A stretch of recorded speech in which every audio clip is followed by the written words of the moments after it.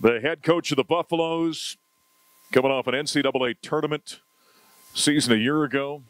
That was a strange year last year, wasn't it? How was it for a coach and players to go through all that deal? Those cardboard cutouts, by the way, don't make any noise. No, they make no noise. It was mind-numbing. I mean, it just was like Groundhog Day every day, and you just. I was so proud of our players, though, and I think so much credit needs to go to Rick George and his staff and all the, and Phil DiStefano, our chancellor, and the efforts they made, to make a season happen, and we're so thankful for it. It's funny in the summer. We couldn't even get in our gyms. And I felt so bad for our players. They all went home and working out on their own. And when they did come back, I said, hey, you guys need to go meet with Rick and tell him that you want to play. He knows I want to play, but he needs to hear from you. And Rick's so good about, having relationships with our student athletes, and he really listens to them. So a lot of credit goes to them, but our players went through a lot last year, and I know our fans watched us on TV from afar. We felt your support from there, but it's so good to have them back now. All right, you've got the opposite end of the spectrum we're talking about with the women's program. You've got 2 scholarship seniors, a couple of other guys that are walk-ons that are a big part of your leadership group, but a lot of newness out there for you.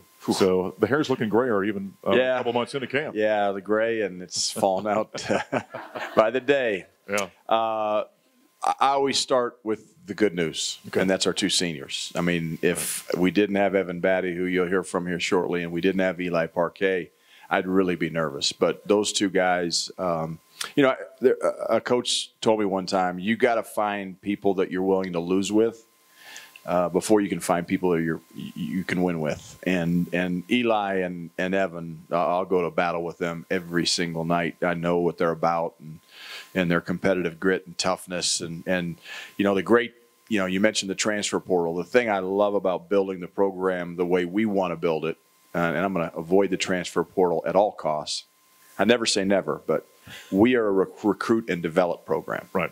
And if you cut Evan on the wrist or you cut Eli on the wrist, they're bleeding black and gold. And that's the kind of players we want to have. And look, Jariah Horn was great for us last year as a graduate transfer. Fantastic. Filled a fantastic role. And but he never really got to experience what it's like to be a Buff. And Evan has, and Eli has, and those freshmen and sophomores that are coming along, they will too. All right. 2 exhibition games. You beat, School of Mines by 30. You lost to Nebraska here on Sunday. Got smacked. Okay. I was trying to be nice. Mark Twain once said the difference between the right word and the wrong word is the difference between lightning and the lightning bug. I was trying to be nice to you. I appreciate that. You bet. I appreciate it. We're friends, All right. So what have you learned about your team? Well, we learned we have a long ways to go and a short time to get there. It's a great country song, brother. Yeah, it is a good. And I'm not a country fan, but it is a good song.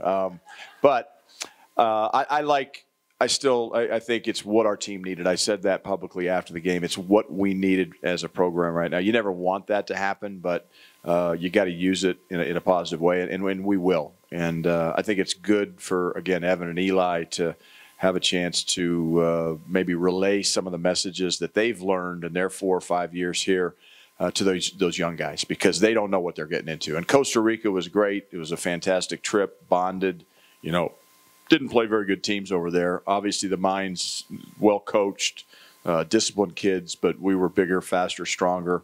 So this is the first test we've had, and we failed it. So back to the drawing board, but it's really not back to the drawing board, because I've always said this: you're never as good as you think you are when you win, and you're never as bad as you think you are when you lose. And you can't lose sight of that, as a coach or as a player. And the one thing about our team, they've got some competitive grit and toughness, I believe, that was not shown last Sunday, that will be shown November 9th. Last year, as veteran as a team as that was, and you've got one of our all-time greats, McKinley Wright, that's driving the bus for you guys last year and all that, it was easy to understand what the Buffaloes were. What's Colorado basketball in 21-22? Well, the challenge is, and it's funny, when we had our first team meeting in the spring, when those seniors left, it's a barren room. We had Evan, you had Eli, and a few of the, Will and Ben and a few of the walk-ons, and then the freshmen last year. So it was 6, 7 guys in there. Right. And we know we've got a really good recruiting class on the way, so there's 5 more coming, but they're not in the room, and so it's like, oh my goodness, are we? But we made a commitment to each other that, look, just because we're going to be young next year doesn't mean the standards of our program are going to drop, and our goals aren't going to change. It's just we're going to have to grow up a little bit quicker. We're going to depend on some youth, and there's going to be growing pains with this team. There's no question about it. I'm going to have to show patience, which, as my wife Ann knows, is one of my strengths. Yeah. So. She says that all the time. Yeah, every night I come home. But it's going to be a work in progress, and it's something that we're not going to hit the panic button when things go south. But leadership exhibits itself when the waters get rough. The waters got rough in Lincoln on Sunday, and we didn't handle it very well. But I got 100% confidence in this group, and we're young. But we're talented. Yeah, talented group. That's going to be fun to watch grow and before your eyes as the season progresses. Should we bring up Evan? Absolutely. This guy. Come on, Evan. Come on up here, Evan Batty. What we should have done when Tariano and Meyer were done. Tad and I should just left the stage and let Evan come up here. Jeez, everybody loves you. MJ? How do you feel that? Huh? You know how much the fans love you. I've definitely been just been blessed to receive so much love from the fan base and the Bells and everybody here at the community. Well, we all, you've been around so long, so we know you. That almost sounded like I called you old, didn't it? Yeah, it did, Yeah. So, a lot of this stuff we've talked to you about before. Give us a little bit of your how's your mom doing first off, huh? She's awesome, by the way. She's good. She was just out here for the Mines game last Wednesday. Right. She was dancing, she always does. So she's in high spirits. How tough was it tougher on her last year not having fans there, or on you not having fans there last year? I think it's tougher on her, honestly. Probably was. We practice with the empty arena every day, but she doesn't miss very many games, so it was definitely tougher on her. How long have you been a basketball player? I'll ask you that one. I asked Maya about that. Did you play other sports as well besides basketball? Yeah, I played my first 2 sports were soccer and basketball. Okay. At one time, I was definitely better at soccer, but I got too tall for it, so I had to choose. There aren't a lot of 6'8", 260-pound soccer players. Yep. There's certainly not. So I had to switch lanes a little bit. How did you not play football with all your size? I have no idea, honestly. I mean, my mom and dad didn't really force it on me. Right. I was playing basketball and soccer and a little bit of baseball. But a high school coach never came and said, "Hey, by the way, look at you, come on over here." Yeah, I mean, they tried, but I can show them dunking or something like that, and they change their mind. And, still worse, they had me in the football team, but they understand it though. So, Mark, I'm going to jump in here. Yeah. On his recruiting visit, when we brought him over here, Coach Mack. We put a sign on his back that says, "Do not touch football." Yeah, I knew we'd run into some football coaches that said, "Do not touch." Yeah, I remember Coach Mack chased me down the hallway. Have you? And by the way, we want you to have a wonderfully successful final year here at CU. But have you ever thought, because there's plenty of guys that make that jump now from basketball, football playing in the NFL. Yeah, me and Steve kind of joke around about it all the time, right. But I don't know. I can't tell the future, so I'm gonna leave it at that. All right. Well, when you're not playing basketball, what's your favorite thing to do? Honestly, to spend time with my friends. Yeah. Really my teammates. I mean, we're not playing basketball, but we're just together. Eating, having fun, just chilling out. So. Probably that, and going on long walks. I'm walking around always. I mean, I don't even really use my car. I live, so close to everything, so I just walk everywhere. I know last year's team was exceptionally close, right? This team growing in that regard, and what responsibility do you have as one of the elder statesmen to make sure that this group kind of, coalesces? This team has. I mean, last year's team was close in the fact that we couldn't really do anything, so we had to really, focus ourselves inwards and, really rally the team.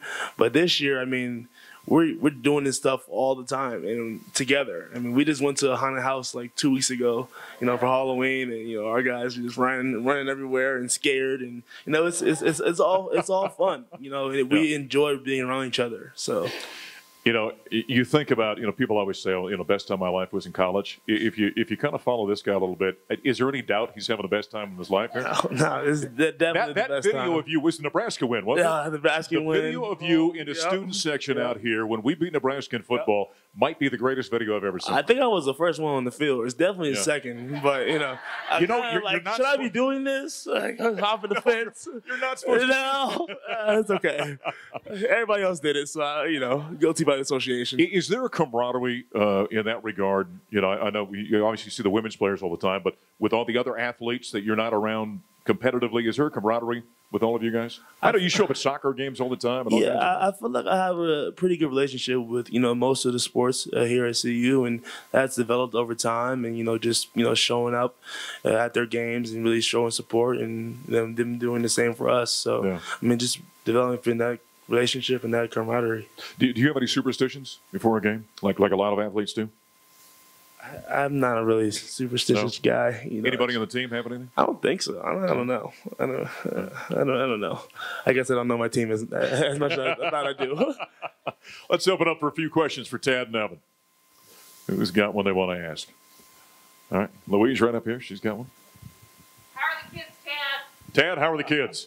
The kiddos. How's Pete doing out there in California? Pete, I'll start with Pete, our youngest. Yeah. He's doing great. He's 19. He took a gap year last year. And so he was actually, Steve Engelhardt, our strength and conditioning coach, he was our strength intern because with COVID, they couldn't have interns from the outside. So we ran him through the paperwork, and he was the only 160-pound strength intern in the country last year. But the benefit is he got a chance to work out before or after the guys. He'd set up the weight room for them before they came in and break it down after they left. But how tall is he now, by the way? He's 6'8", and he now is about 180. He gained 21 pounds, about 187. So I always made the joke when he was young, if he wanted to disappear, he just turned sideways. But he's becoming a man. Now you put your hand on his shoulder. It's not quite like Evan yet, but he's getting there.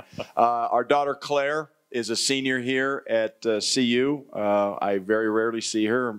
I think her mom sees her a lot more than I do, but she'll usually text me at the end of the month saying I need money to pay rent. So I might get a phone call then, I might not. But she's doing great. She's she's in the CMCI schools, communications with a emphasis in public relations and a minor in business. So she's doing great, and it kind of holds our like her mom kind of holds our family together. She's the glue. And their oldest son Jack is 23. He is living in New York City now. He found a job with a company out of Denver, worked there for about 8 months, and then decided to go back east. He's 23, so what better place to be than New York City when you're 23 and you got a job, and he is off the payroll. So that's good news. So 1 down, 2 to go.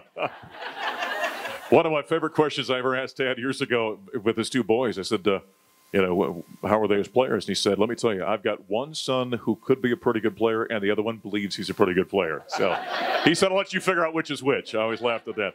All right.